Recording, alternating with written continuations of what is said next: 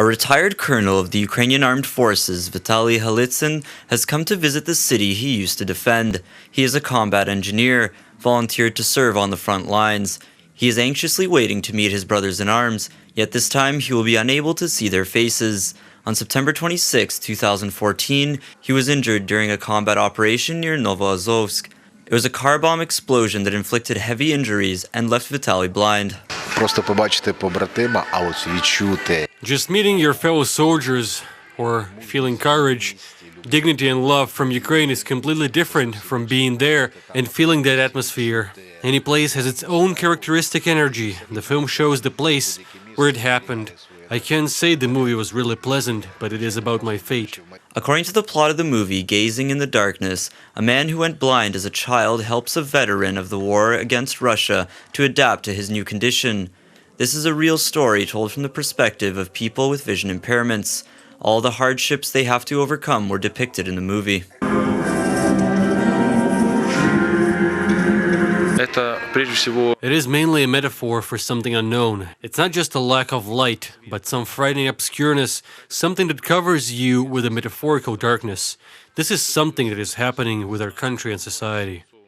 Some of the scenes in the movie were filmed in one of the hottest spots of the front lines, Shirokine. The film crew had to wear helmets and armored vests. Enemy snipers were targeting people with filming equipment, so the filming had to be stopped several times. We were under a sniper fire and saw a Grad multiple launch rocket system on the horizon.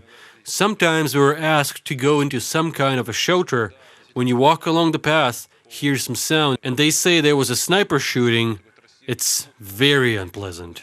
Gazing in the Darkness is the first documentary that was filmed in Ukraine using visual description, a form of narration used to provide information surrounding key visual elements for people with vision impairments. People with these impairments gathered in a small movie theater.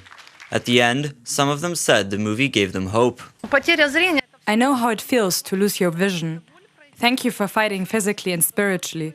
As a person who's left without any help, we understand what it is like.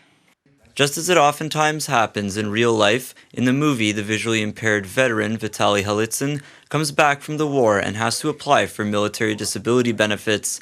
Yet to do that, Vitalii has to prove that he was injured during a combat mission, and that starts a long line of bureaucratic routine that seems absolutely hopeless. In the end, Vitalii finds a new goal in life and a new way to serve his country. This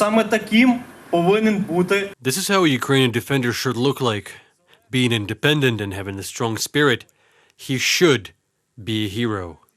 The movie Gazing in the Darkness is a joint project between Sweden and Ukraine.